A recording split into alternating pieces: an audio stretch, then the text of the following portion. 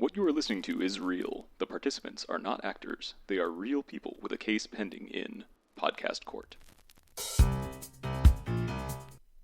Hello, I'm producer Peter, and welcome to Cage Match, a roundabout way of meeting Nicolas Cage, podcast court. Today's case is between a man who only wears grody union suits and one who legitimately named a child Cinderella. Oh, God. Oh, my God.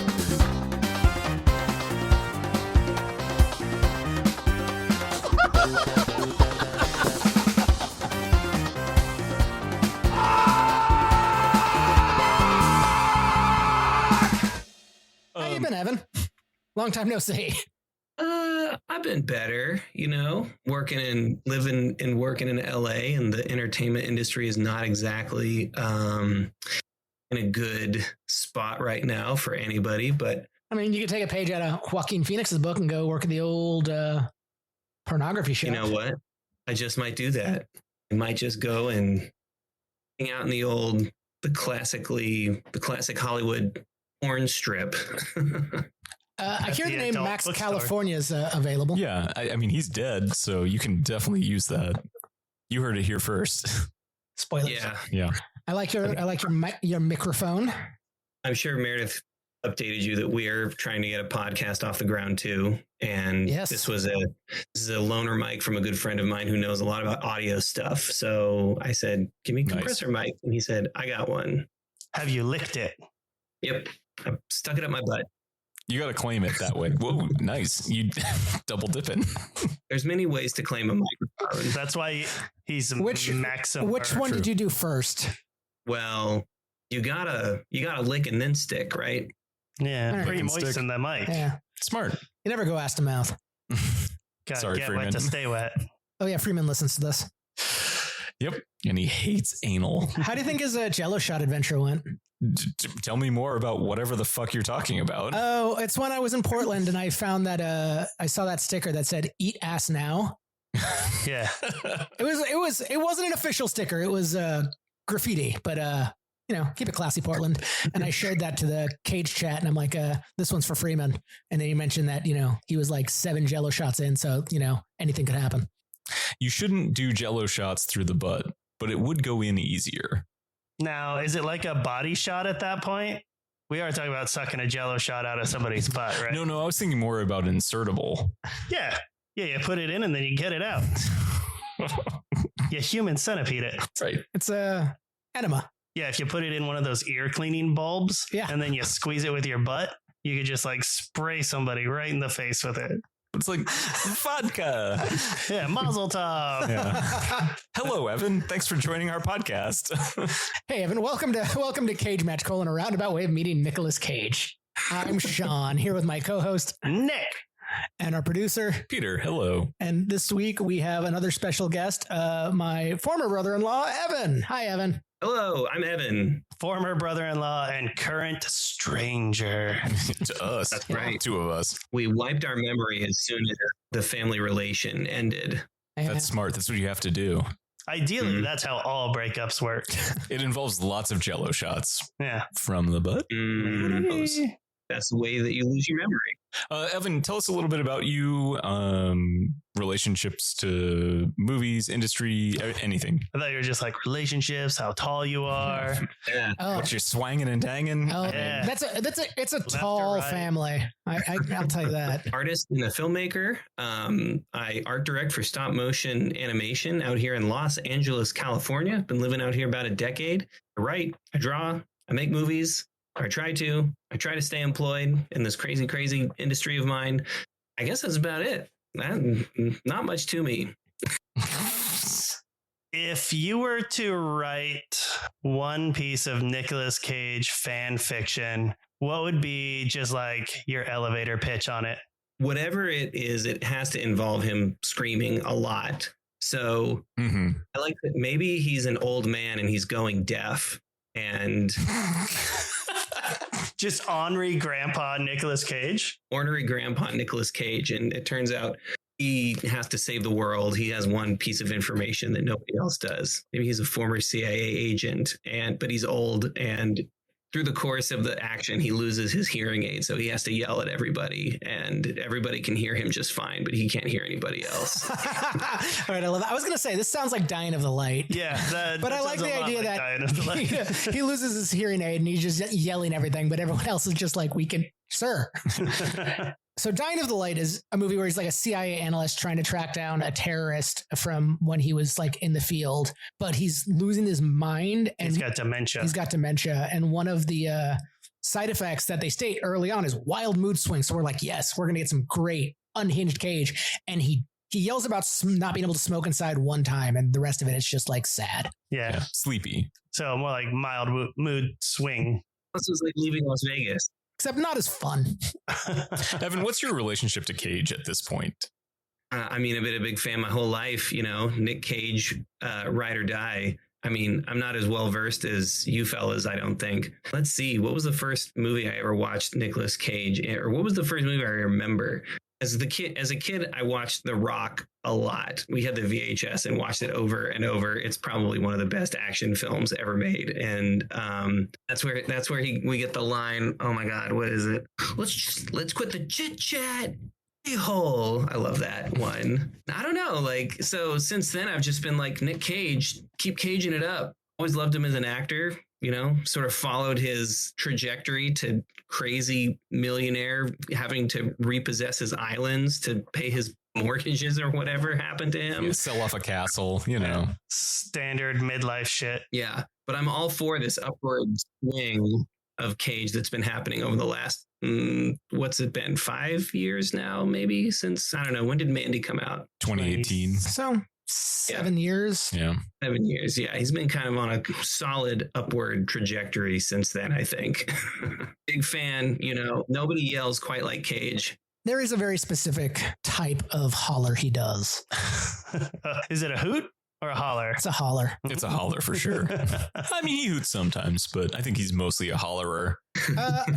Castor Troy hooted. Oh, he hoots. Yeah, there's a time and a place for a hoot. It's when you're eating a peach. Yeah. For hours. Yeah. It's a lot of hooting. We can't get away from ass play this episode. I don't think we can ever get away from ass play. We are millennials. Yeah. It keeps giving, the gift that keeps giving. Can't afford groceries. Got all these student loans. Got to eat something. In this podcast, we take, 64 Nicolas Cage films, and then we bracketed that down to 32. Mm-hmm. And then further, 7. 16. 16. 16. 16. So we've watched these films now at least twice. This will be our third viewing, but we've watched most of these, more than that. Yeah. And we right now are going to discuss the feel-good film of what year? I've already forgotten. We're professional podcasters. Peter will edit this out, Yeah. maybe. 8mm Joel Schumacher, 1998. 99. There's a 8mm too. I know. Don't even look into it. I've heard it's so much worse. I don't even think it's a real thing. Like, I mean, I know it exists, but Starring Nicolas Cage. yeah. The feel-good romp of 1999 8mm. Oh, Peter, edit I felt that so great I watching don't it. sound dumb. I got you. Don't worry. Don't worry. You've been muted the whole time. I did have to check the board. Evan, you want to give us a quick rundown about what this movie's about? so Nick Cage, aka Tom Wells, is a private investigator working for the elite of Washington, D.C., but he's still trying to get his big break, which I guess is a thing that you are looking for when you're a private investigator in Washington, D.C. He gets a big call from an old lady at a mansion who realizes she has a 8mm, which appears to be a snuff film of a young woman getting beaten and murdered. She just wants to know that this was in her husband's safe, and she just wants to make sure that this is not real, that her husband was a good, moral, upstanding, rich person, which, as we all know, is what all rich people are in their heart of heart. They're the best. So Tom Wells goes on a mission to track down whether or not the 8mm film reel is real or not. It is the only one in existence. And as the movie progresses, he continues to get more and more obsessed with the idea of finding out about it. We discover the name of the possible victim, and he meets her mother. At which point he starts to get emotionally invested in the case a lot more, which would be hard to tell if he was emotionally invested in anything, because every line in this movie seems to be kind of delivered in a very strict monotone that everybody sort of adheres to throughout the movie. Oh, that's professionalism. Oh, she's sweet. She's sweet. She misses you. This is Joel Schumacher, the man who directed Batman and Robin. So you got to give him some credit. You know, he can really go ostentatious when he needs to. We'll come back to Batman and Robin in a minute. Please continue. What happens after?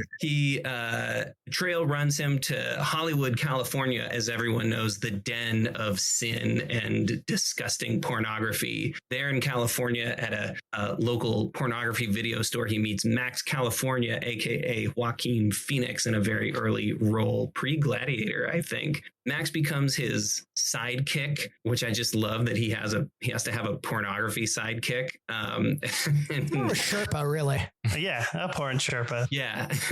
And Tom continues to go deeper and deeper into the seedy underworld of trying to find out the legitimacy of snuff films, tracking them down. Eventually, he discovers Eddie Poole, played by James Gandolfini, my favorite character in the whole movie. Good pick. So good. Also, then he begins to tap his phone and finds out that the trail is leading to New York, where Peter Stormare, Dino Velvet. Dino Velvet. There's a big showdown in a warehouse. There's some piece of evidence that reveals that indeed this girl was murdered, and Nicolas Cage goes on a rampage to basically murder everybody involved. Oh, they kill Max California. Yeah, they killed him with a crossbow. I was very delirious by this time in the movie, but I knew that he was very mad at these men for doing very bad things, and he started to kill them all, and that was my favorite thing.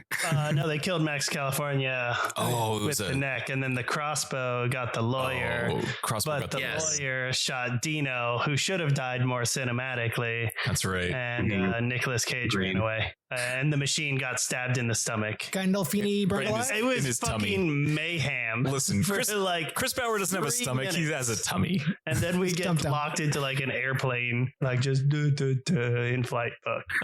Okay. How did Gandolfini go? James Gandolfini. He tracks him to his home, and then he takes him to the place that they murdered the girl. And then that's when he actually is the first time he actually has to decide whether or not he's going to kill this guy, anybody, that he's feeling so much pent up anger and rage at the injustice of it all. And guess what? Eventually he does. He smashes his skull in with the butt of his gun, and then he pours pornography all over poor James Gandolfini before lighting him on fire. Hey. Yeah, which is sick. It is pretty sick. I mean, what a waste of pornography.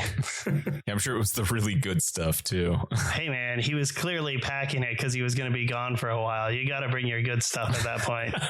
You don't expect the house help to leave your porn alone when you're out of town. All right, so the big climax very relatable of this entire movie, the machine's house. The machine's mom's house.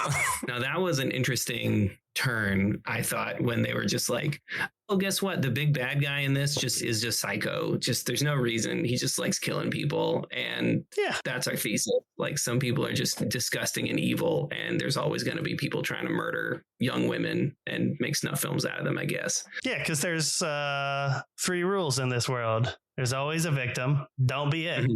What about the third one? I forgot what the third was. Har, har, har. We quoted the movie. Oh, you did. Good job, us. Yeah. We're professionals. Yeah. I have some weird questions about the final scene, and it's mostly logistics. Go on. I just don't understand how the machine was so aware of Wells's presence in the house. He came in through the basement, and then the music stops. So oh, okay, something's going on. And then he proceeds cautiously, and the music starts back up, and it's still Aphex Twin. And I don't know who can listen to 2 Aphex Twin songs in a row, but obviously a psychopath. That's not true. I love Count to Daddy. I love Aphex Twin. Window Licker. I could name a few. Yeah, he only likes Aphex Twin and Danzig, though. I know that for a fact. The Danzig posters were very coded. Like, Danzig fans are psychopaths. Oh, thanks, movie. Now I know. They did not dig deep at all. They could have given us like some Skinny Puppy posters or... Classic hang in there cat. Yeah, one of those. It's a sad one. Yeah. Yeah. Like they killed the cat. Right. Hang in there. Hang in there. Well, Entrails. Yeah. Oh, no. The old free cat balloon. Evan, had you seen this movie before, or was this your first real go through on it? I'd heard about this movie before, and the only thing I knew about it was that it was considered one of Nicolas Cage's darker movies, and that I was pretty sure it involved snuff films, so I feel like I got a decent teaser of it. But no, this is the first time I've actually watched it all the way through. It really brought me back to, like, I just love a 90s thriller. This one's definitely a little bit darker than what a lot of them are, but there's just something so nostalgic about those movies like Primal Fear. They usually involve like a lawyer or something, or somebody caught up in a government scheme, but they just have a patina of like, maybe it's the film stock, I don't know, but like, well, there were no superhero movies, right? So we were just like, well, what John Grisham novel are we gonna turn into a movie? So, and that was the flavor of an adult movie back then. And it was, I remember thinking, I feel this movie made me, I am an adult, but it made me feel like an adult again. Like when I was a kid, thinking one day I would be an adult. So you watch this movie and you're like, fuck, I just grew up again. Exactly. Life got worse. The truth. Yeah. The weight of this world now rests upon my shoulders. Does anyone else remember being a kid, being like, one day I'll be an adult, and then you realize that nobody's an adult, no one's in charge. It's all one chaos. knows anything. Parents are a fallacy. You just got to keep saying you're in charge, and eventually you're in charge. It's worked for me so far. Assert dominance by just claiming it. Yep. So what are your feelings on Joel Schumacher? And this can be open forum. I am not a huge fan, but I get why he's important. I was thinking about his legacy as I was watching this movie and just realizing what a weird continuum of films this dude has made. So he didn't direct this, but he wrote the script for The Wiz. Have you heard of The Wiz? Do you know The Wiz? Yeah. Of course. Yeah, incredible movie, but he wrote the screenplay. Power Glove. No, not the Power Glove. Oh, wait, no. That's, It's the Michael Jackson Wizard of Oz, the all black. Oh, God. What am I thinking of? The Wizard? Not The Wiz. What am I thinking of with fucking all that came into my brain was Frankie Muniz, and it's like, nope, not him. proto Frankie Muniz? Yeah. It's just really, and he of course famously did Batman Forever and Batman and Robin. Like, he seems like, and the number 23 after this movie, which is like also weirdly dark in a way I wouldn't expect him to go down that road for. I don't know. I wonder if later in his career he's going to be reconsidered as like an auteur we just didn't understand, but I think probably not. I think he's just like a journeyman. He's like, he knows how to make a movie. He takes whatever job he can get, but didn't he do Lost Boys as well? Yep. I mean, I feel like that's kind of the sweet spot for me is Lost Boys. And then anything after that, I'm like, I'm not the biggest fan of his Batman movies, but you just recently watched them. Yes, so hot and takes. they're still terrific. I don't know why. They're just like, there's so much like modern attempts at the Adam West cardboard, bright lights, cities, and just absurdity. It's nice to just watch a movie like that and be like, wow, somebody approved this. And then remember, like, Batgirl just got canned by the same studios. I'm sure it was the same studios. WB? Who knows? Yeah. Probably. Yeah, Warner Brothers. They're doing all kinds of awful stuff these days. Just really ruin the pooch every left and right now. Are you telling me that rich people do bad shit? For monetary reasons? Some of them make snuff films. They pay for snuff films. Nice. They let artists make those. Yeah. Dino Velvet is an artist. Thank you. Yeah. But no, talking about like his Batman movies, that was a weird transitional point in my youth because Batman Forever came out and I fucking loved that movie as a kid. I had all the toys. I was really into that film. I got it on VHS, watched it constantly. The car. chicks dig the car. Like, it's such a fun, stupid film. And then a couple of years later, Batman and Robin came out, and I realized for the first time in my life, movies could be bad. I have never watched that entire film. Oh man, it's terrific. Yeah, you're missing out. Although when I'm watching it, I do still have the same thought that I did when I was a kid. When Uma Thurman comes on screen, it's like, oh yeah, puberty can wait. I don't need this yet. Like, she's not. It's a terrible performance. They really push her sexiness in it, and it's just not there. Uma Thurman trying to be really sexy. I don't know. And like Drew Barrymore's in like Batman Forever for a second. Yeah, she's Sugar and Spice. Like, oh yeah. Two-Face's hench bitches. Apparently, on the set of Batman and Robin, every day Joel Schumacher was yelling through his bullhorn, "Remember, everybody, this is a comic book. No one cares." I kind of love that. Which explains so much about the movie and how it turned out. Definitely like the horniest latex suit that you can get. So many ass shots. Mm-hmm. And then there's that one scene they cut of Val Kilmer fucking the giant bat. Wait, is this real? What? No, in Batman Forever, there's a dream sequence that gets cut where like a giant animatronic bat, like, and Val Kilmer embrace. You can find it online. You treat yourself tonight. That's how Peter Lowe became a vampire. They didn't have the technology when he was making Lost Boys. To make a fuckable bat? Yeah. I still remember and bring up every time I talk about Batman and Robin, when I was in the theater and Mr. Freeze comes out, they turned on the air conditioning and it was so fucking corny and stupid that I was like, hell yeah, small town regional, like independent movie theater. Really pull out all the stops. I mean, that's immersion, baby. Yeah, they got single screen. They're going to devote all their attention to it. We were doing 4D cinema before it was popular. They had just a person come out and throw ice cubes at you. Super soaker in the front row. Yeah. As long as we're still on Joel Schumacher, I have a Joel Schumacher story. He came to my school once. My buddy was doing a digital video. It was like a film festival. He reached out to Joel Schumacher, not expecting him to come through, and he did. And so this is a very small film festival with all of our college friends. So my friend Sammy is like, "Oh my God, you guys," he gets on the megaphone, like, "Joel Schumacher is coming. Please don't make an ass of us," you know? And he's like, "Whatever you do, don't ask him about Batman and Robin." So he does a screening of Tigerland, which is I think a Vietnam War movie with Colin Farrell in it. We watch it, and then he's like comes out to do a Q&A. It's very cool. He's like, "Oh, cool, Joel Schumacher," you know. And then this one guy who in the front row, who's like, you know, he's a film student too, but he's like got, you know, like bleach blonde haired surfer guy, first one to raise his hand. Like, "Anybody got a question?" He's like, "So what's the deal with Batman and Robin?" And Sammy's like, "Mother."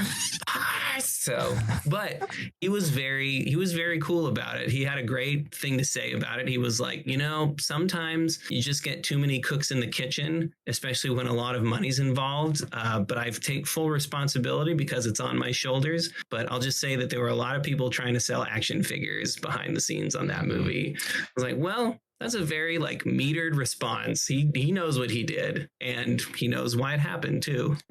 Toyetic movies were like a really weird aspect of the late 90s.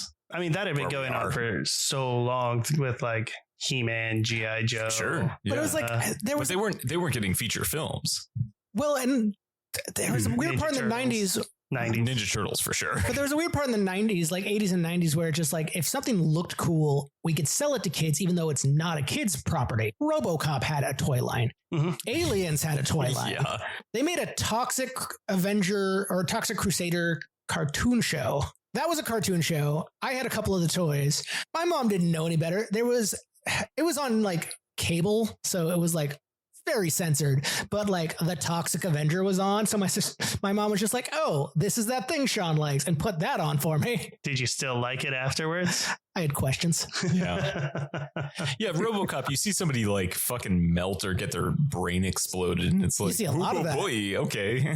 Oh God, Melty Guy, the guy who gets acid bathed. You're talking about Red Foreman from... He's not the one who gets acid bathed. Oh, he doesn't? No, but like one of his goons does, and that freaked me. That still fucks with me. This might be my first time watching 8mm, but I definitely watched the Saturday morning cartoon adaptation of 8mm when I was a child.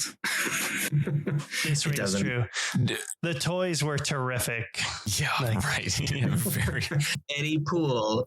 It's a cigarette that it flings from his hand, you know? No, I wasn't smoking. Pull the string and gaslight your wife. Yeah, right.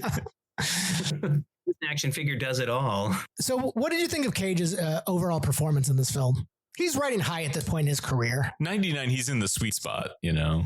I wasn't sure if I was going to be needing to defend this movie or not. I was like, you guys put me in a hard spot going up against Pig. I'm like, pretty kind of okay movie. Masterpiece. Okay, fine. I'll defend 8mm. Cool. But I will say that I think that post 1995, like he's won his Oscar for Leaving Las Vegas, right? So in some movies, he feels a little checked out. I would say this one is one of them, at least for the first hour or so. I think he really was like doing it for the last 20 minutes. He's like got to that part in the script and was like, I want to mess some people up and like throw pornography on people and beat a guy up in the rain. Like that sounds like what I want to spend the next few months getting to, you know? So I don't know, like I feel like he could have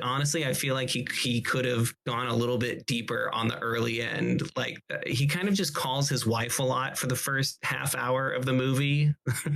but when he does get to Cage out at the end, I'm like, all right, this is the guy we know. I think we need more of this throughout the movie. Yeah, I think his adventures with Max California are pretty good. Anything before that there's just nothing to it. Then you're right, you get that real Cage rage to kind of end the entire thing. Does any of the film merit any of that? No. I feel like we get a legit like holler from him when he's chained to the bed after, you know, when they're gonna kill him. He's bleeding. He's, is that a holler?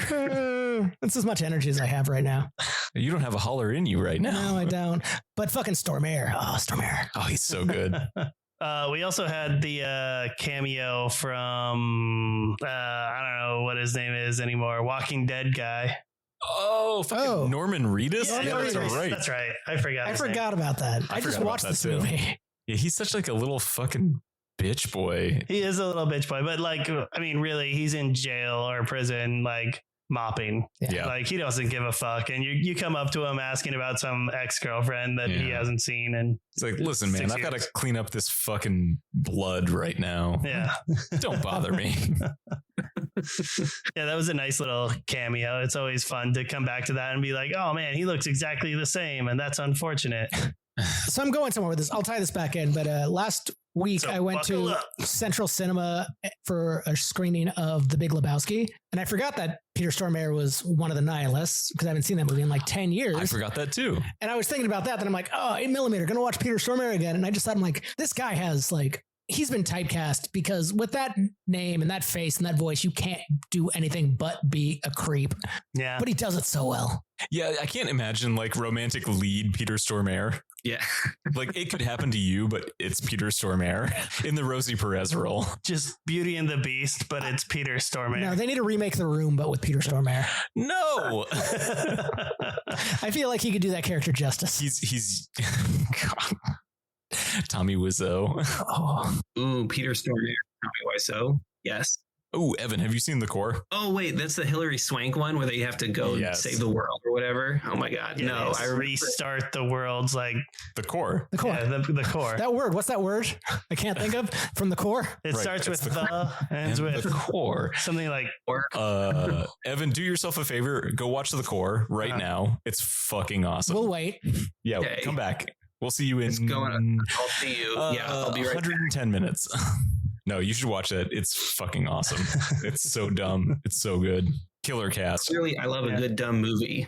Do you have a favorite quote from this film, perchance? I do. I think I hemmed and hawed, but I think I decided that I think that it sums up the movie perfectly. And it's the first moment where I feel like Nick Cage gives a delivery where I'm like, oh, he's feeling this. He's getting into it. You know, we're starting to see the ramp up. You killed her. You killed her on film. Now you're fucked. You're all fucked. And he hangs up the phone on Eddie Poole. I'm a big fan. I'm a big fan too of Max California's line. Sir, could I interest you in a battery-operated vagina?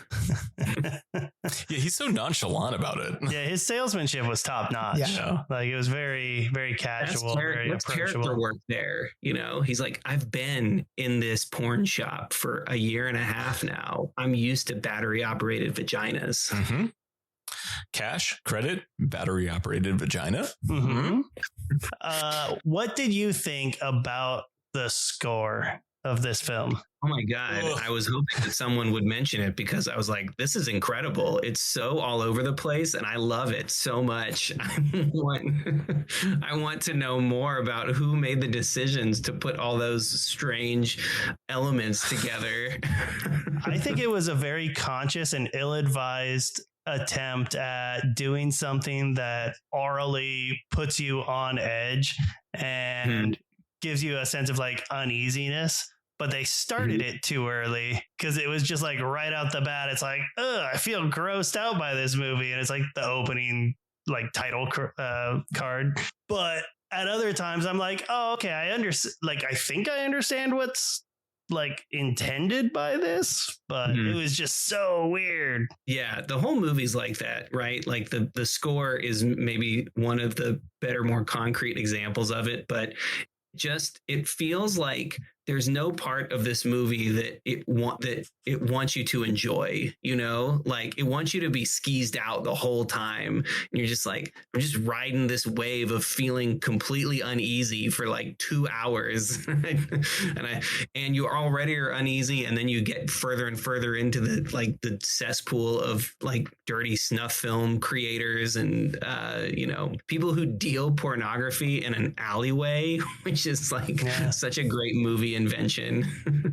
There are great character moments in here. Like Peter Stormare is awesome. That tall Swedish guy is weird and crazy and great. I liked the mom too. I felt like she really brought something to it. Yeah. The old lady was cool. Like, so if you could give us like a quick pitch why this one should win and take Pig out of the equation, just like why do you think that this movie kind of fucking slaps? 8mm is important because it goes a place that most revenge plot movies don't go. It goes deeper than I think it gets at the core of the sort of male repressed ego shadow self, right? Like we kind of wonder, we have all these Hollywood movies that are about killing people righteously, right? Like having a good excuse to murder people because it's sort of a fantasy. It's a thing that we work against, that we shouldn't do for a good society. But we know there's an urge in us to sort of like get at other people and kill people, you know.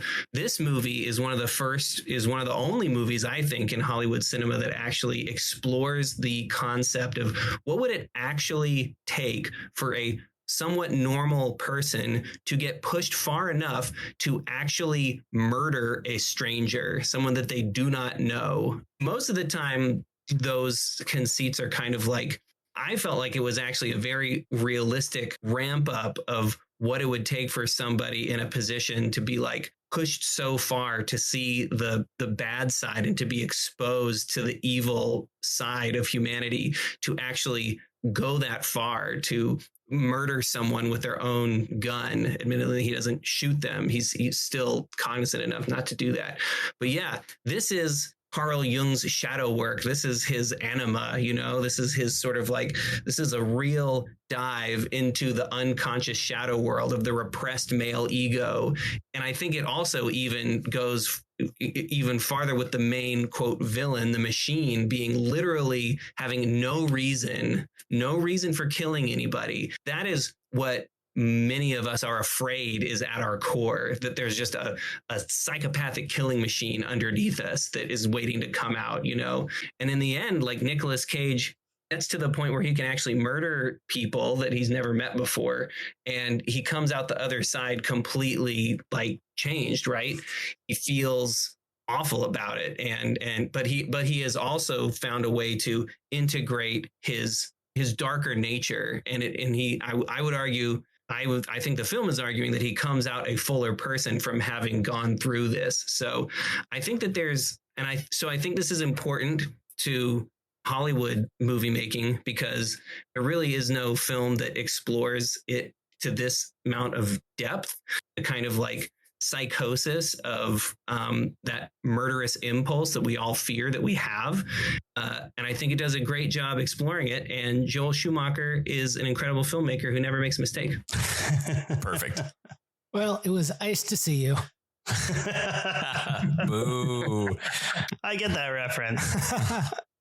As much, I mean, I've said this before, as much as this movie isn't necessarily a fun watch, and it is uncomfortable, I think it's still a good, well-made film, and does have, it's been lucky enough to go up against some real stinkers in this bracket, but I do think it belongs at this level still.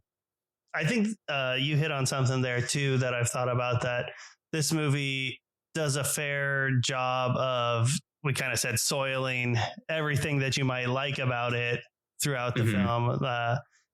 Even so far as like the hero, because they let him get to a point where like he's having these like crimes of passion, but then they pull him back, and what he does next is now premeditated, where he goes back and hunts them and kills them. So they strip away the heroism from his actions, because he's not like bringing justice, he's just avenging.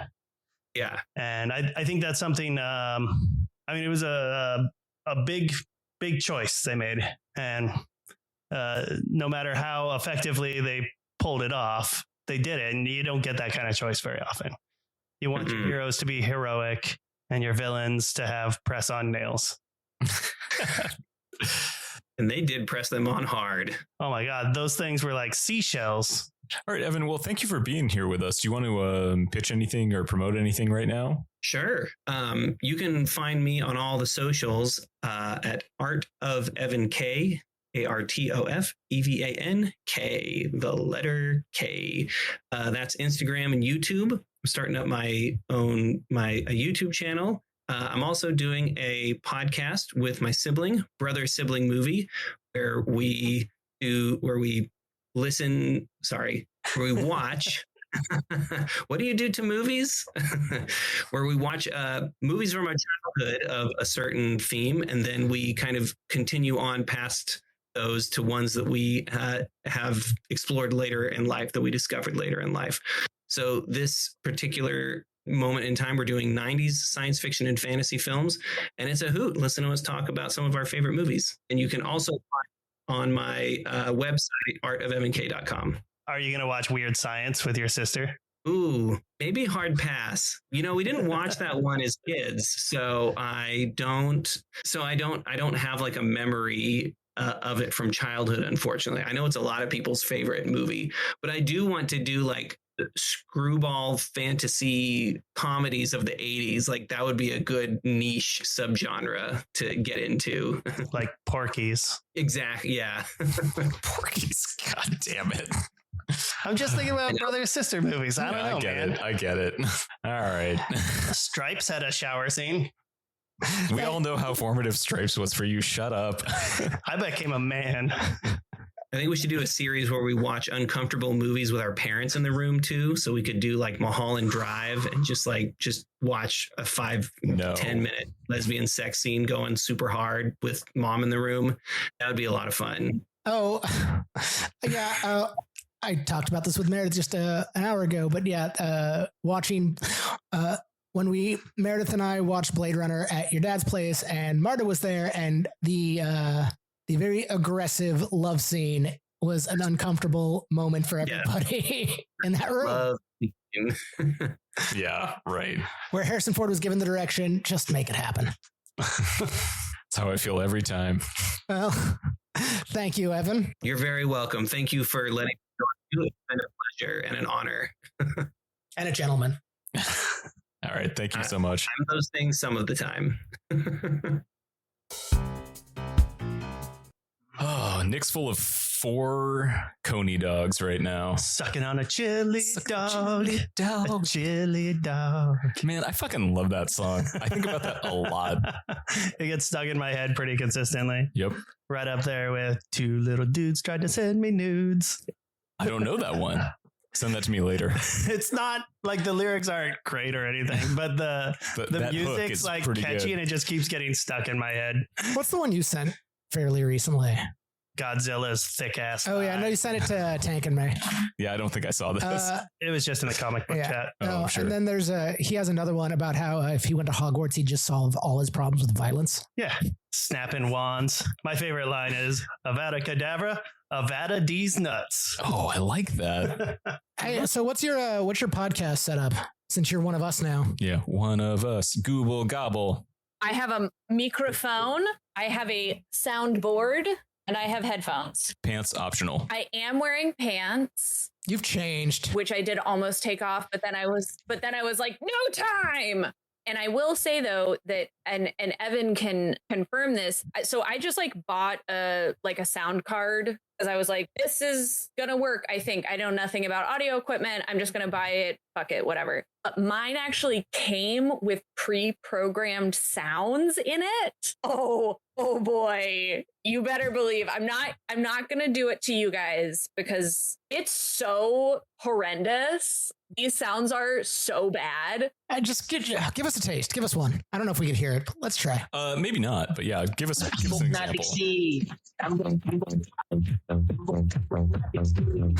That's kind of fucking tight. That's a It baller. sounds like living above a gay club. Look, there's also what I call the cursed buttons, which are male voice, female voice, baby voice, and monster voice. And I call them cursed buttons, A, because they make you sound like a demon in various forms, but also once you press them, they can't like be unpressed without resetting the whole system. And so I, for like 20 minutes, was just like stuck using a monster voice. Please tell me this is your first episode of your podcast. Press baby voice. As Evan and I were just like pissing ourselves laughing, like unable to contain it because it was like panicking trying to turn it off, and it was just like, what the fuck is going on? I'm excited to have both of you plug the same thing at the end of each episode Yeah. or each part of this episode. Yeah. Do you have a date for your first episode? We call them guests. What? What was the? Sorry, it was just the best joke this podcast has ever told. We don't have an official release date for which you can blame Evan, editor Evan. Welcome back to Cage Match, Colin, around about way meeting Nicolas Good Cage. enough. Our special guest and my favorite person / ex-spouse, Meredith. Hi, it's me, Mayor. Hello. Mayor Morgan, if you're wondering. That's right. I took their last name. I think that's a good power grab. Did you wait until after the divorce papers were signed to take the name? Oh no, it's the only reason Like they I'm married. taking this. It's an the annexation. divorce. It's the only reason they married me. It's the only reason I married them. Are you kidding me? I was like, you've got a great last name and a shitty personality. Let's do this thing. I could easily Boom. drag this out for the legal minimum amount of time. Perfect. Yeah. I Yeah. understand. Is there a legal minimum amount of time? There's a maximum, though, for something in California that's called a summary dissolution, which is basically just like, we decided, nah, and that's 5 years. And we got just under the wire. Yeah, no, it was like we were married for like 4 years and like 8 months or something. And I was like, bip, bop, boop. Someone says this is cheaper. Clock's ticking. I'm glad Nice. I reminded you to file that paperwork 6 months after the fact. So on this podcast, we discuss my problems as well as Nicolas Cage films. Mhm. Yep. So clearly, we are here to talk about the movie Pig. Yeah. Which came out in 2021. And Great movie. fucking rules. Meredith, you, as our special guest, get to talk about Pig and give us a quick synopsis. Oh, okay, cool. So basically, I think I might be able to do this in like one sentence. Do it. A lunatic is living in the woods with his pigs with his pig, the pig gets stolen and he goes crazy. And that's the whole movie. I think you watched a different movie. That's 2 sentences. Okay, well, I can do it. I can do a more in-depth if you'd like. Yeah, go for it. Start with a thirst trap living in the woods. Yeah. Union suit. Okay. Fucking hot. Mm, Big old beard. Scraggly hair. fucking thick ass cheeks. Yeah. He looks like fucking Santa. Moonvest from 30 Rock, kind of. Just like the homeless guy who's always sort of around. Oh, yeah. Yeah. Oh yeah, he does. He's Yeah, it's a real externalization of what I feel like Nicolas Cage's life must have been like around, I don't know, the year 2011. So there's this guy, he lives in the woods. His only companion is a very cute pig, which is called a kune kune pig. It's a particular breed of pig. And they are truffle hunters in the Oregon woods. One night, apparently tweakers come in and steal the pig. They beat the shit out of Nick Cage. Oh yeah, he gets frying pan. Yeah. Oh, the Foley work on that frying pan. So good. It's a full clang. Yeah, doinked. Yeah. Great Foley work. Whoever did it. Great job. And then essentially this guy who is a certifiable crazy person basically uses his one contact with the outside world, this super hottie patati young guy in a yellow sports car for some fucking reason, because apparently truffles make you rich in Portland. Who knew? Nick Cage forces him to be like, we're gonna go get my pig. Take me to the city. Not a bad impersonation, actually. Should have used the monster voice. Yeah, put monster voice on for the rest. Oh, I should have used the monster voice, but then I have to reset the system. Yeah, and then basically they go through these things. You kind of discover through the course of all of these many different leads and things that Nick Cage's character used to be a famous chef in Portland and basically goes down this whole hunt of just like back alley restaurant worker fight club and old sous chefs who now own restaurants who he wants to take down a peg or five, a bakery owner that has a very serious obsession with him in a weird way.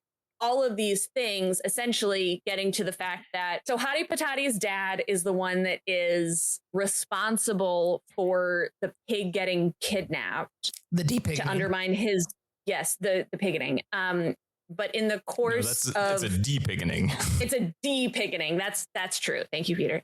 The tweakers killed this seemingly very large and very hardy animal ? And then the film kind of just ends.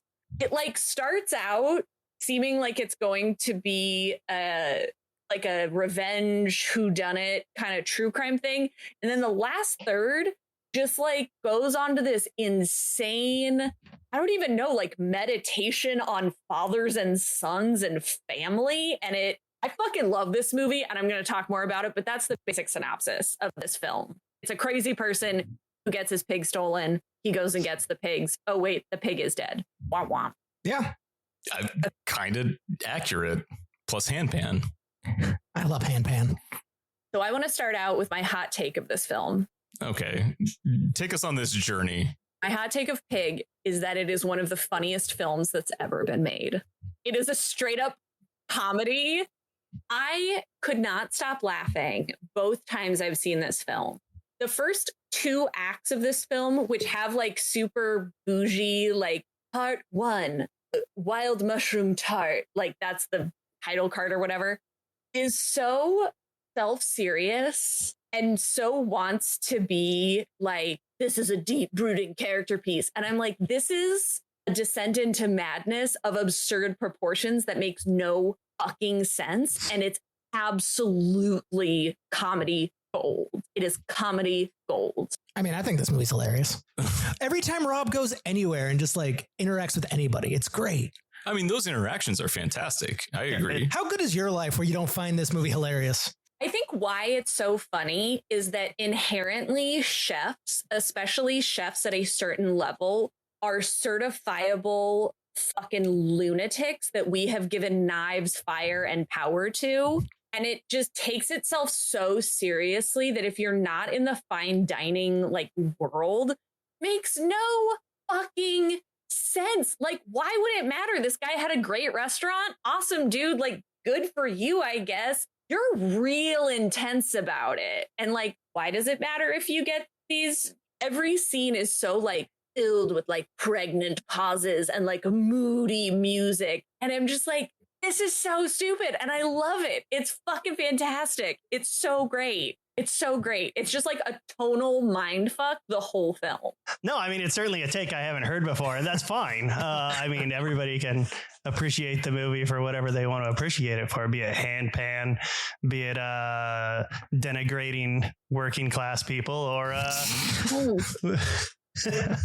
is a big part of it too. I feel that's a callback to something I don't remember. because your favorite scene is when he badmouths the former prep chef. Oh, yeah, I do fucking love that scene. What's his name? Fenway. I love how he just tears that guy apart. But I mean, the core of it isn't just to fucking break him down. It is to like remind him of who he fucking is. Yeah. Right, because he's being fake. Right. Yeah. Right. His current restaurant. Yeah. That's why in my mind it was like a comedy, is because to me I was like, this is exposing how fucking ridiculous this whole world is. Like the whole world of fine dining. We have to eat every day. Humans have to eat. It's an unfortunate reality. But this is such a like skewed version of it. And who is it for? And it becomes this absurdist romp through super high-end fine dining in Portland, Oregon, of all places. I don't think it's a place with a super seedy underbelly of restaurant workers that have a fight club. That is the only part that's really weird for me. But to speak to the the title cards and the 3 food items that are created, they are not hoity-toity. It is a rustic tart made in the woods with his pig. It is fucked up French toast from a arguably brain dead mom or dead mom. Mm-hmm. And then a meal to remind someone of how it is to be a fucking human. The way to, I will say, this film is beautifully shot. It is gorgeous. Obviously, this is a film that has a great reverence for food and cooking and feeding people and all of that. And I do think it is like Nick Cage's character, Robin Eld. He lost his wife. That's kind of why he went batty. It is that he has taken it back to, this is the most basic thing. This is why I like eating. This is why I like food. This is why I do all of these things. All of the pomp and circumstance is immaterial. So that part of it is a very like beautiful, heartfelt through line. Have you ever seen the movie The Menu? Yes. Okay, yes. so I was going to say, like, what you're describing sounds very much like you would be a fan of The Menu. I love The Menu. Yeah, it's a terrific film, and it nails like everything that you're describing here. So people who haven't seen it, Watch See the it. movie. Yeah, it's great. It is It's got wild. Nicholas Hoult in it. Yes, true. and we like Nicholas Hoult. We like all Nicholases. All Nicholases are good. There's a few. Nicks and Jicks. Not into it. Oh, not even true. You love your jick. That's true. I love a good jick. Still sounds like Such a slur. It Slur. sounds so bad. we're gonna find out it is one. No. Really does, guys. I'm not gonna lie. I don't want to be associated with hate speech. Okay, I can't have my Smart. fucking. Yeah, don't fuck up your brand. I mean, if any of the You jokes are we- on this podcast. I mean, if any of the jokes we used to make in art school ever like were recorded, we'd be ooh. I won't say them on air because I don't want any of us to get canceled by association. But boy, Okay, oh here, boy. let me pause the recording. Yeah. Ooh, it's paused now. Say it. Oh, is it? Oh, okay. Well, then in that case, here's what Sean used to say. Yes. Ooh, good. Yeah. I still love this movie after like the 4th time watching it. I put it on and just happy the whole time. Viewing it from Rob being an outsider and kind of our introduction to this crazy world of culinary capers is great because, you know, he also has his own insight and we come to find out very much in the know and then can completely disrupt it. So while we're introduced to it, he's turning it on its head and making it make more sense for himself and the viewer.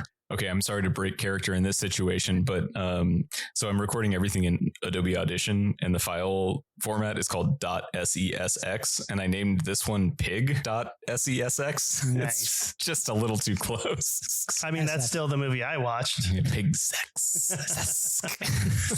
He doesn't fuck his pig, guys. It's true. Oh, I don't yeah. fuck my pig. Very importantly, he does not fuck his pig. Okay, that is critical information. That is a very good distinction. The pig PS, it's like I watched through the credits because I was like, the pig is not in the main cast. Rude.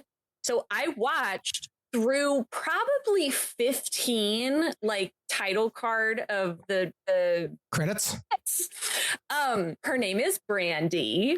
And she did have a pig understudy named Cora. Ah, good name for pig or daughter. Brandy and Cora were both very good girls and were really precious and really adorable. And I thought did a great job. And I would have loved to see a lot more of Pig in film called Pig. Want more Pig. I'm going to tell your daughter that she was named after the pig in this movie. Understudy. Understudy. Sorry. Well, right. Yeah, not even the main Aspire to be Brandy. I'm sure there were a couple days where Brandy couldn't get on set, and so Cora came out and filled in. Snuffed around for a little bit. Yeah, Brandy, she really liked downers. I don't know.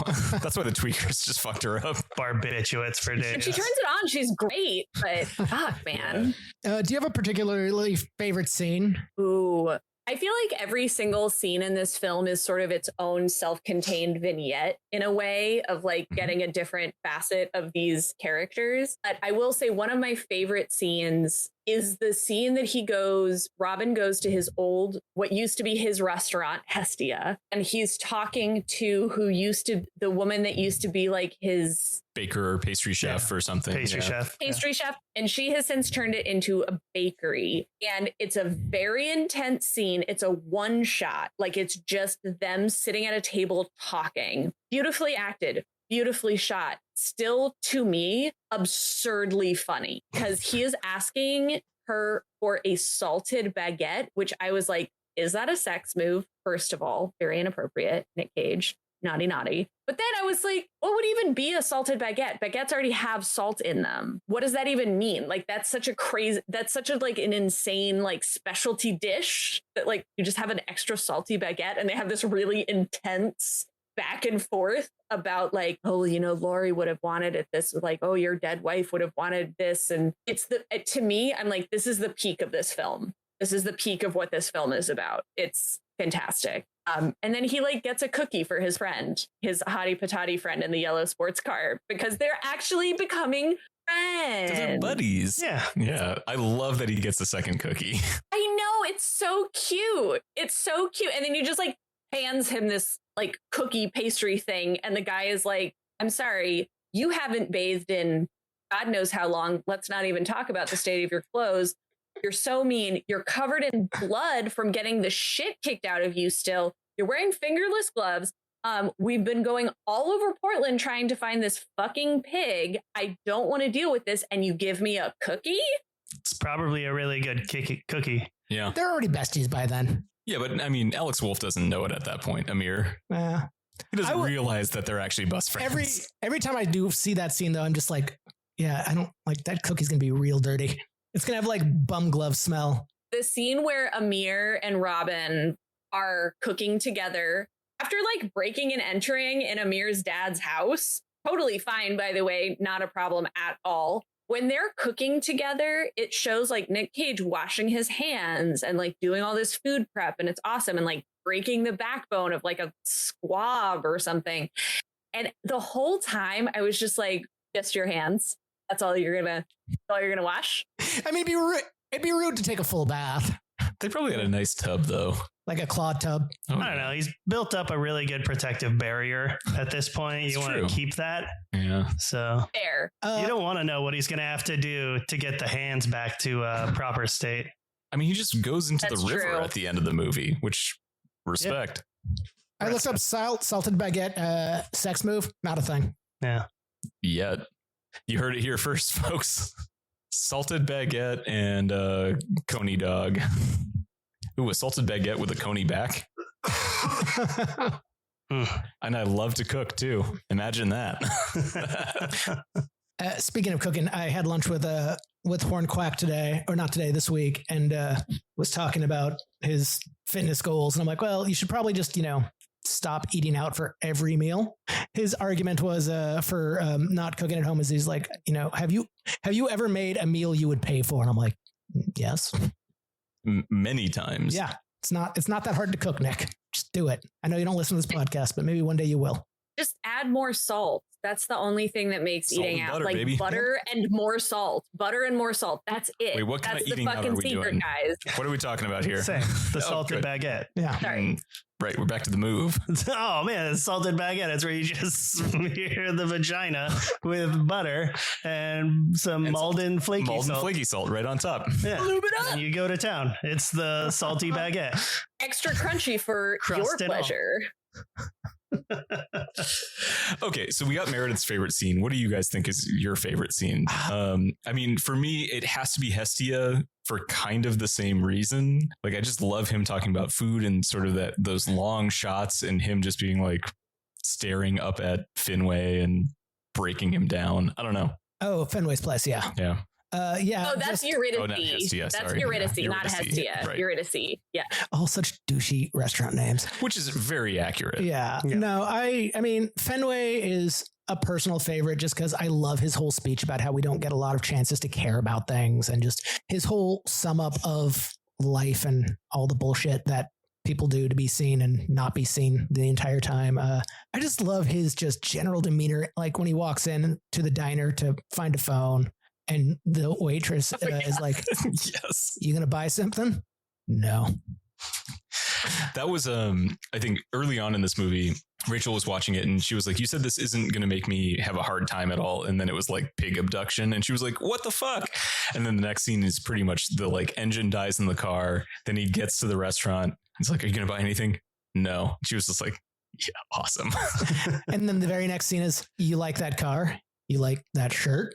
I'd be hard pressed on a scene. I think I like this movie's kind of theme of identity the most, but a scene, I'll just say the scene where he gets the shit kicked out of him by the busboy. Oh, yeah. Busboy's so Yes. tiny. You know, Very old too. it showed how much he really would do to find out about his pig. Like he would take that massive beating just for a name. I never thought about specifically that scene so much until this time when you really see just the hatred and just vitriol in the waiter's face. And she's like, so he had to have worked for Rob at one point. Or just like knows that douchey chefs are Yeah, douchey he knows chefs. the type. Right? I mean, it was a Yeah. very toxic kind of occupation. For a I mean, long time. there's certainly something that's sour about everything because, like, why did Edgar let the timer run for Yeah. 15 seconds longer than anybody else? You know, like, people are pissed that he vanished. People are pissed that he doesn't play the game anymore. There is a part of it that I think anybody that's ever done restaurant work or customer service work has a deep well of rage and alcoholism within them that can only be quenched by violence.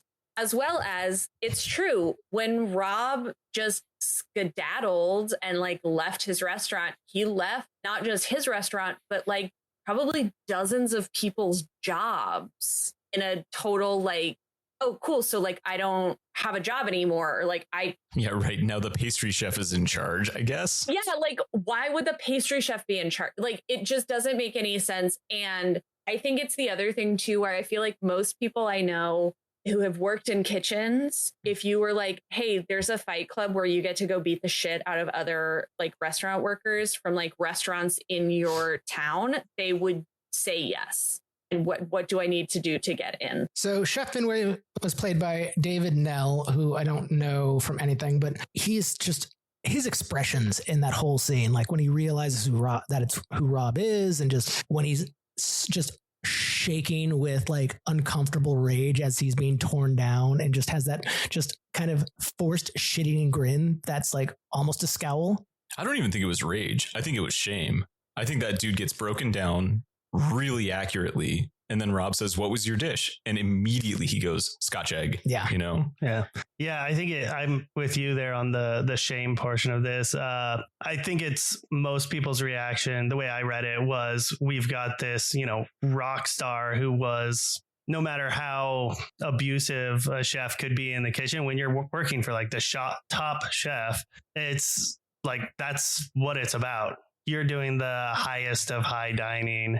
So there's just always going to be a level of admiration. I think a lot of people, characters that interact with him, that the way that I read it was, there's the element of like looking at almost like a mythical creature that you thought was gone forever, that's just returned. And so there's the moment of like, wow, look at him, he's standing right here. And then also realizing that the roles have kind of reversed. And a lot of people now are seeing that they have power over him because of his conditions, self-imposed or not. They just don't realize that he doesn't give a fuck. Yeah. So they really hold no power over him still. Okay. So Meredith, at this point, I think your opinions are pretty clear on it. It's like, you like it. It's absurd. And I don't disagree with that part. I think looking back on it more and more, it's like, this is a funny movie in a lot of ways. I love this film. I should have also prefaced that with like, I love this film. I think it's fantastic. And that's just, yes, I think it's an absurd comedy. No, that's perfect. Give your case. Why should anyone watch this movie? Why should we care? Why do you think this is, in the echelon of what we're talking about? It's in the Sweet 16. And, it's a big contender. It's been strong for us from fucking day one or day whatever it was when it first came across our plates. Yeah, I think there's a lot of reasons. One, it is a film that, something Evan and I talk about a lot, are films that are vibes. Like even if the plot isn't necessarily super strong or whatever, there is something about the whole piece that is just a vibe, and it is enjoyable to participate in. It's enjoyable to watch. I think that is one of my biggest reasons that I love this film, is that, again, it is absurd. It is tonally kind of here and there and whatever. It is beautifully shot. It is beautifully acted. It is exactly what it is. Art that knows what it is and leans super hard into that is always compelling to watch. And it always makes you want to come back and watch it again, see a new angle. You want to experience that vibe again and again and again. And I think that is why it's such a compelling film. Can't think of a lot of other films like Pig. And I think also in the Cageverse, perfection. Cage says maybe 25 words the entire film, but just his presence and his being and his ethos is perfect for this film. Like, I don't know that another actor could have done it, could have carried this film in the way that he carried the film. This is one of those films where really kind of put his name back out there as a serious actor, coming off all the near straight to DVD films. The schlock years. The Left Behinds of it all. But Season of the Witch, too. Oh, Season of the Witch. Ups and downs. Coming soon. Yeah, his just presence in this film and his acting, very sedate. I think there's only one full-on Cage scream in the entire movie when he steals that guy's bike. Oh, true. And then the other one, his anguish scream, they mute. Yeah. But no, I like that that whole sense that this movie does have a vibe. And I think of all these movies we've watched, this is the one that has really something to say. Like, there is a point to all of it. It's not just, it's fun and it's funny and it's very sad at times, but there is a message behind all of it. And I think it does hold together really well and really does keep to that core heart of this film. And also, again, for a first-time director on a shoestring budget with very little time to film. Was this the first time director? Oh, yeah. First-time feature director. Yep. Holy shit, great job. What was his name? Then he went on to direct A Quiet Place Day One, which is a fucking huge money movie. Yeah. Sarnowski.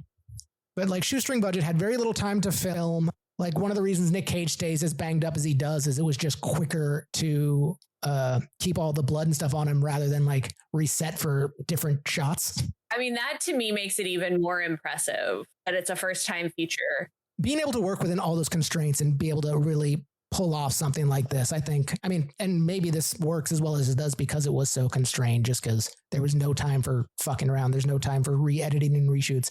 They had to get what they got. And, maybe there are some weird transitions, but it all works so well. Yeah, it's a terrific film. I have nothing to disagree with. It gets me every time. Yeah. Meredith, do you have a favorite quote from this film you would like to share with us?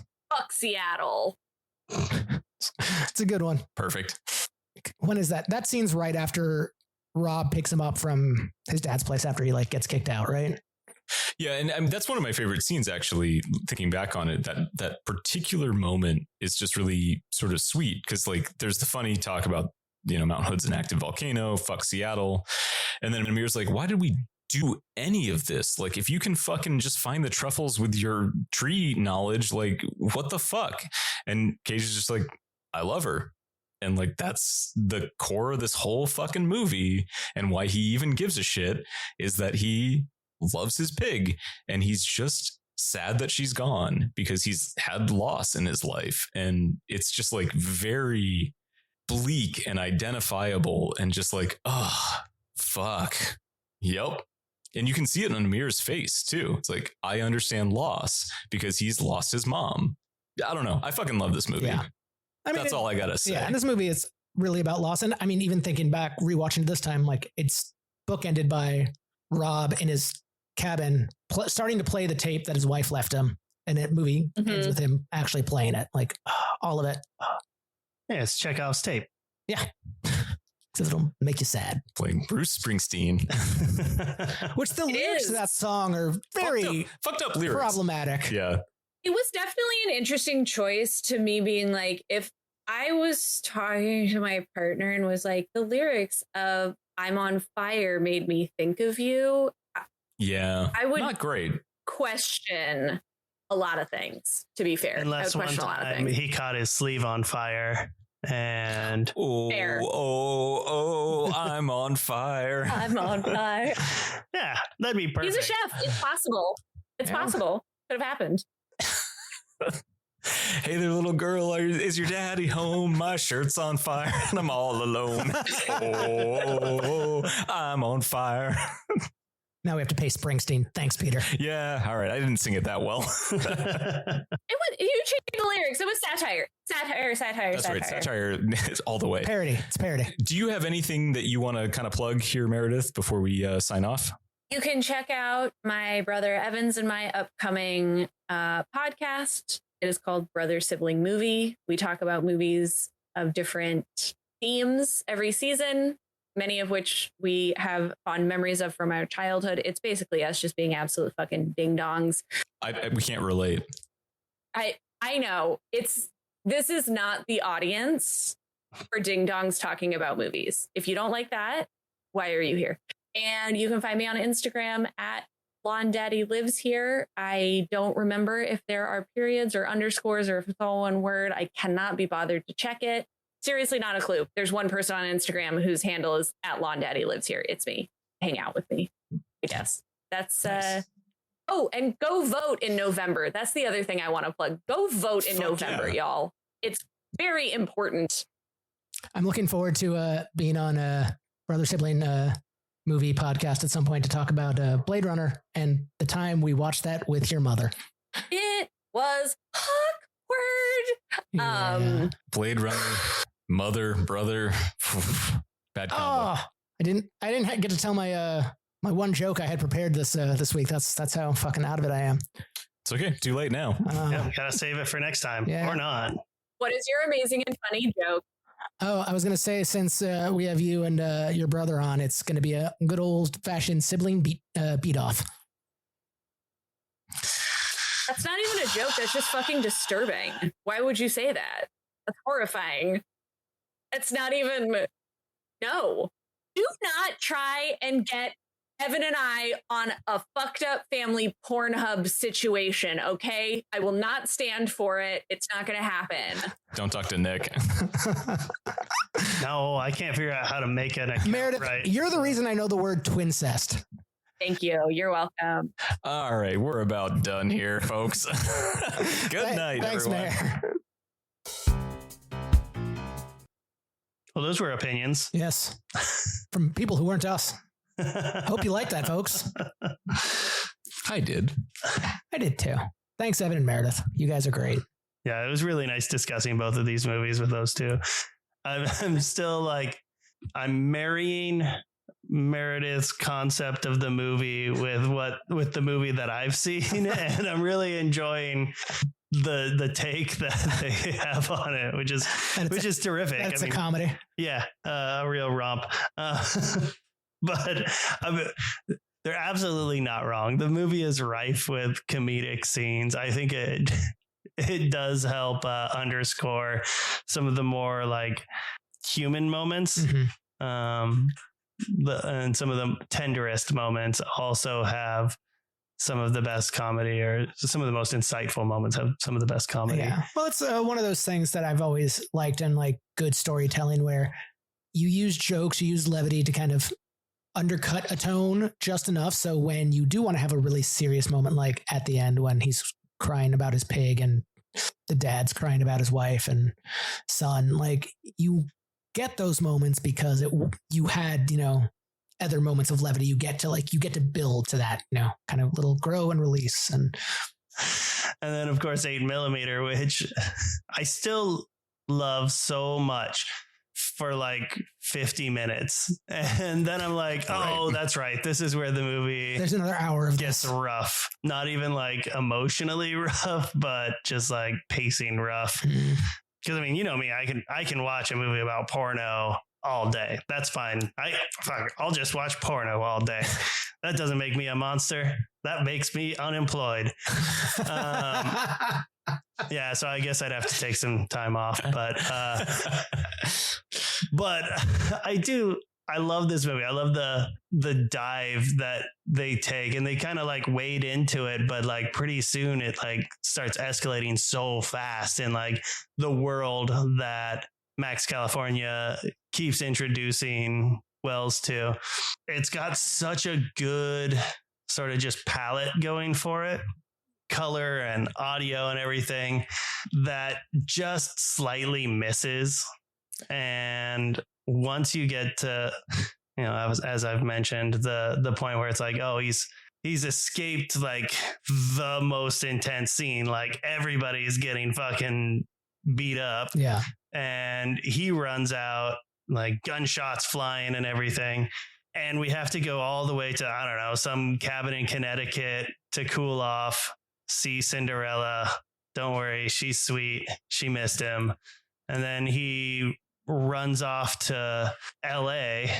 No, New York? LA. No, back to LA. Yeah, he just flies back to the West Coast, hunts down a dude, kills him. That was a pretty cool scene. And then we get slow again. Then he goes back to New York to kill the other guy. Yeah, as we go back. And there's just too many dips, and it slogs a bit for me. If they had just tightened it up. Yeah. Just let him take care of all three of them in order, like after the main fight. I would have been so cool with that. Like, get Eddie on the way to the airport, and you could still have a trunk full of porno. You wouldn't be burning him in the house, but like, I don't feel like that ever felt important.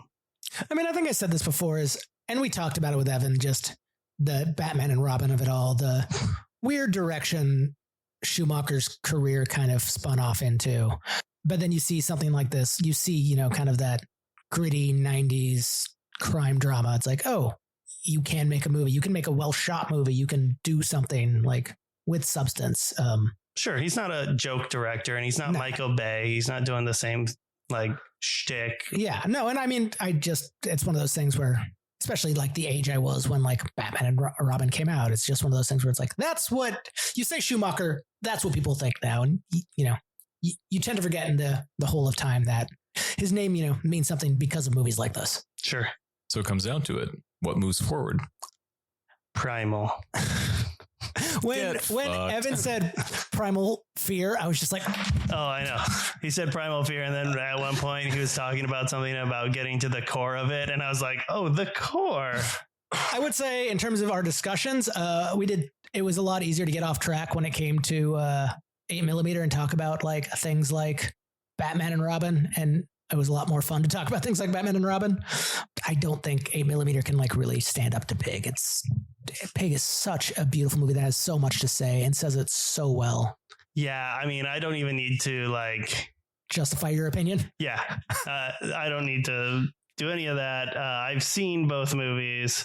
I'm just gonna call it like it is, and Pig is the better film, and it's no matter how you get to that, it's the correct answer. Yes. Except for romantic comedy. It's kind of a love story. He doesn't fuck the pig though. No.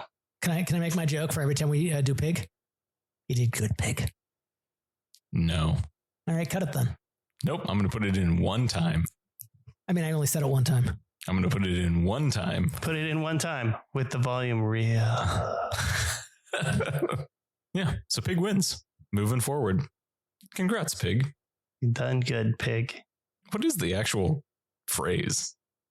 I think that's it. That'll do, Pig. That'll do. Pig. that'll do, God Pig. damn it. Yeah, you fucked it up. Fuck you. Bye-bye. That'll do, Pig. Bye-bye. I believe it is What a Pig. Yeah, no, that's Charlotte's Web. No, it's Some Pig. God damn it. You guys are terrible at this. You can support us on Patreon. You can find us at Cage Match. Yeah, And, segues aren't that easy, are they? Yeah, no. Well, I kind of got there. Also, I just want to go home. So special thanks to our Sparkle buddies, Josh, Sean, Josie, Rico, Matt, Adam, and Bill. And to our cage dancers, Ira, John, Freeman, Lance, Nathan, and Cameron. If you want to talk to us on social media, we are at cage_match_pod.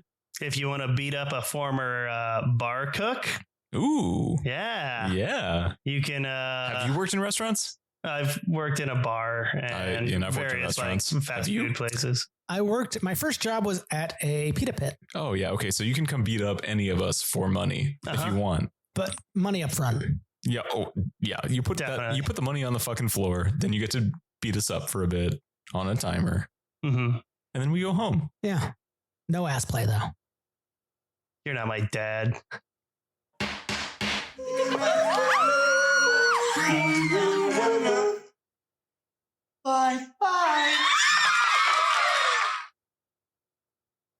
I always had success using Vine.